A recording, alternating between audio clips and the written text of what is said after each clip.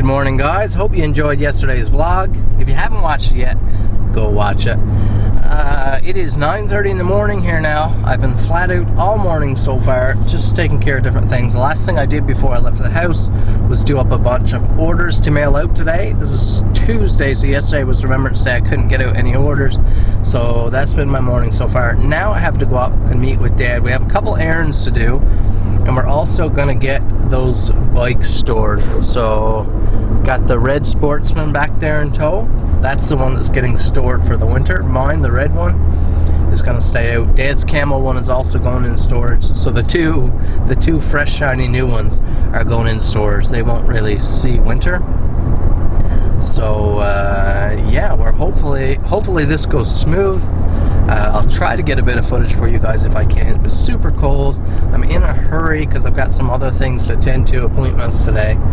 So I'll see what I can do.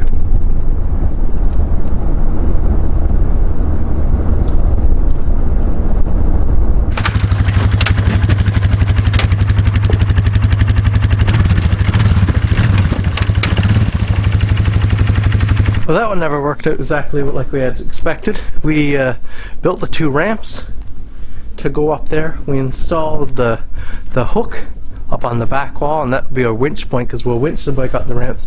And then Dad got called to work, so I'm gonna head on back home again because I've got other work to do. I'm not gonna waste time waiting around. Sportsman's gonna have to spend another night or two outside before we can get a chance to stick them in.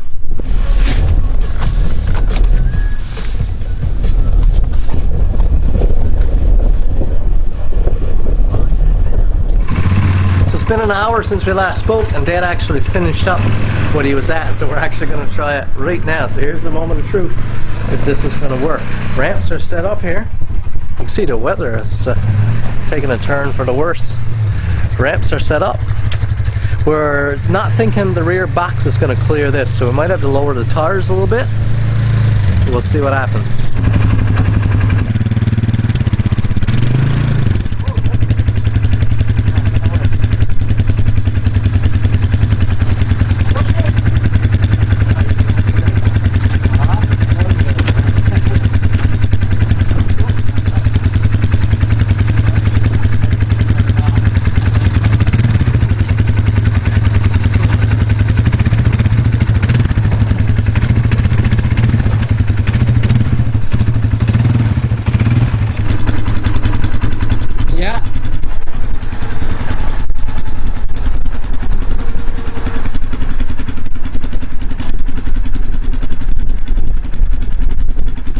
On the ladder there.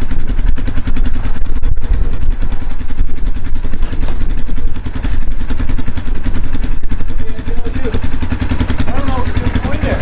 Gonna have to come down a lot, huh? The box is gonna be in the way there. So as you saw on the video there, after 2 trips up to my dad's town, we finally got ready and found out a good way to get the bike up the ramp. That is, not to sit on the bike, but just to set aside and winch it up. That worked perfectly, except right at the exact angle that the bike crests, the top of the seat here doesn't clear, which we knew was going to be an issue. We can't get enough clearance by lowering the tires because the tires are just too stiff. So we have to remove that box. So I brought the bike now down to my place to remove that box. The weather is just terrible out now, just freezing rain, sloppy snow, just terrible. So we're going to remove this box. I don't know exactly how these are mounted, and people mount them in different ways, so I'm hoping it's not going to be too much trouble. I do know that there are a couple big Torx down in there, which is why I brought the bike down my place, because I have a nice set of Torx here. So we'll see if we can remove the box.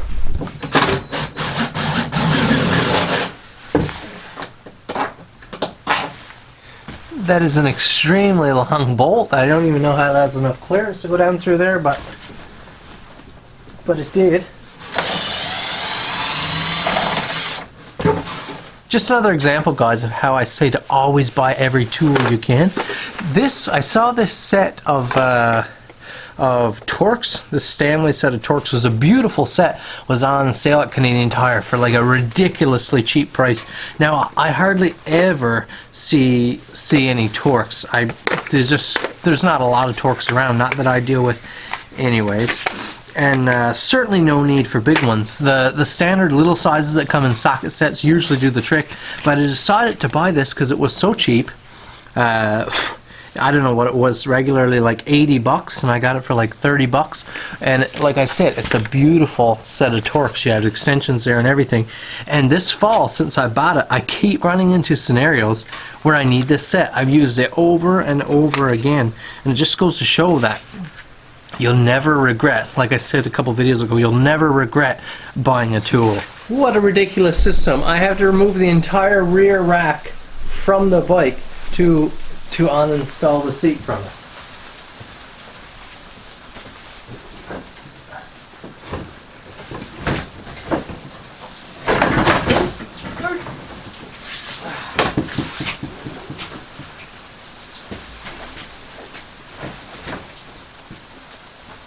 Having two people would definitely make this easier.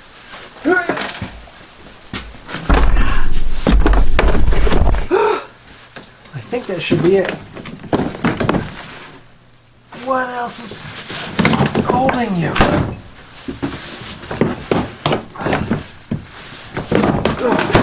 Man.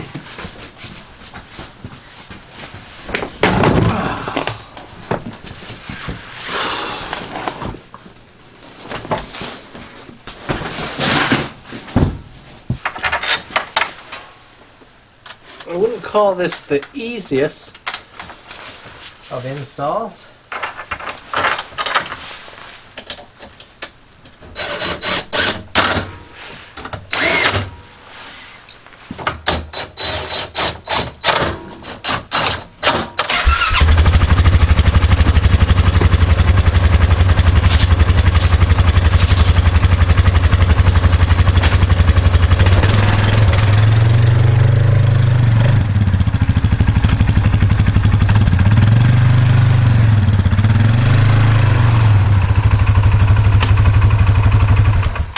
Time to start working handles on this messy old winter's evening.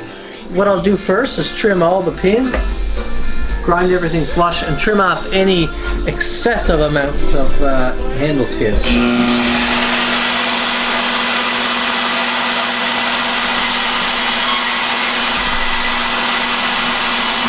So these are all now trimmed to excess. So these were just big rectangle blocks, for example. They're trimmed flush here, and they're trimmed pretty close all the way around, so I don't need as much grinding. Same, all the bake apples are snipped off to the end of the tang. There's that old little German one. If you haven't watched yesterday's video, go watch it there. This one, I'm excited to grind this one in. It's going to be fun. Still super light, still going to be balanced properly once we get some bulk remove out of that handle. But yeah, everything's just roughed down. Now what I'll do is throw on a 36 grit belt on the grinder, flat sand the faces of all these so I can lay them on the work table and work their perimeters. Now, a tip from experience: if you're like me and you want to conserve everything as much as possible, get the most use out of your belts. If you're starting with a new belt, if you have anything wood to grind, if you have wood handles, do those first. Wood requires the sharpest belt possible because wood wants to burn. As soon as your belt starts to get dull, with a belt that's turning this fast, the wood just wants to burn. It just blackens the finish. Micarta can handle a dull belt. You can really still work on a kind of a dull belt, and it can get pretty hot before it starts to melt or do anything wonky, whereas wood can't. So start out any wood you have on your fresh belt, get that out of the way, and then it's dulled a little bit by the time you get to your micarta, which is fine. That'll get the most use out of your belt possible.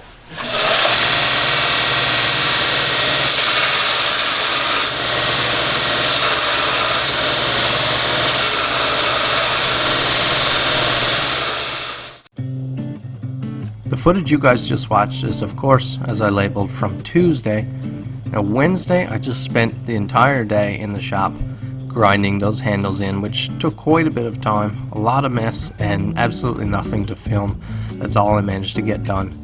Thursday was a busy day. I filmed the footage you're seeing right now, which is going to be an aside segment to an upcoming Newfoundland Hobbyist episode, so you'll get to watch that then. But I thought I'd just throw in a sneak peek right now for the voiceover of installing some rhino grips on the front of my Sportsman. So be on the lookout for that. If you haven't watched this week's Newfoundland Hobbyist episode yet, please go watch it today. Leave a like, leave a comment, it'd be greatly appreciated. Today is Friday. I'll be heading out to the shop again shortly, but I'm going to put this vlog up right now. You'll get new content coming this weekend, new content coming this upcoming week, so please stay tuned. Thanks for the support, guys. Hit that like button below. Leave me a comment, subscribe if this is your first time here, and we'll see you in the next video.